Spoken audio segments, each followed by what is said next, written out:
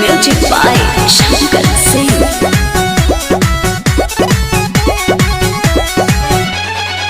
कादोनी गाजुर माजुर फोनवे में बोलता डरता करे जाई मान हमर डोलता। हे देवजी देखी ना कादोनी गाजुर माजुर फोनवे में बोलता डरता करे जाई मान हमर डोलता। तने धराइबू तो हम देखें।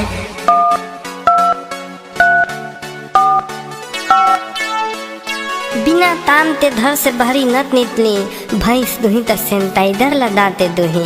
बिना दाबी लगाते घर से बाहरी मत निकली थोथुन मत न तो उठा ले जाई।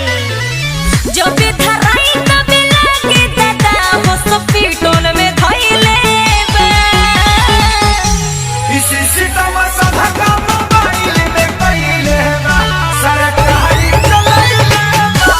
इसी सितम सभा का मोबाइल में पहिले बा सरकारी चलाइले बा।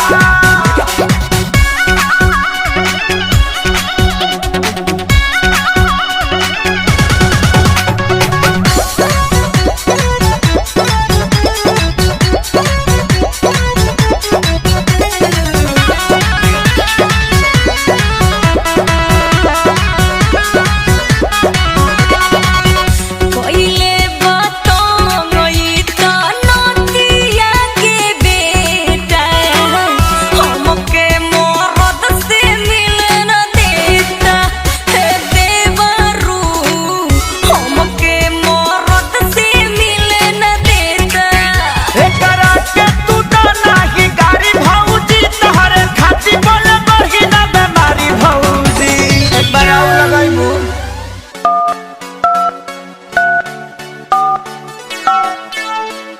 कोविड-19 से बचे के लिए आहा सब घरे में रहो।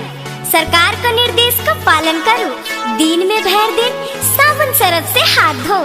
गरम गरम पानी पियो और हाथ में सैनिटाइजर लगाओ। सटे न देता के हो के लगे सबके जहु आइले बा। इसी सितम सभा का मोबाइल में पहिले बा सरकारी चलाइले बा।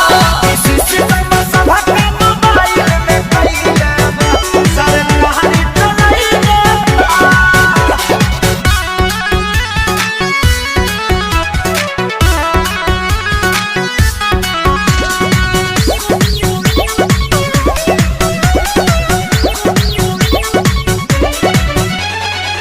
सैया पवन से मिलती मान करे मोरा। इहे बनल बाटे रोड़ा ए देवर जी। इहे बनल बाटे रोड़ा। कहतानी जनरेशन कर थोड़ा भौजी भैया आ जाई है धाली हमकोरा भौजी। लास्ट पर आउ लगाओ तो। উড়ি বাবা কোভিড-19 থাকে বাঁচা জনে নিজে বাড়ির থাকুন না হলে গন্ডগোল হয়ে যাবে। নিজেকে সাফ রাখুন। এইখানে বিনা কাম के ना আসবো नहीं तो पुलिस धसबो। थोथुन मत न तो उठा ले दई। एही से लागे कनक सरिया तो बज गइले बा। इसी सितम सभा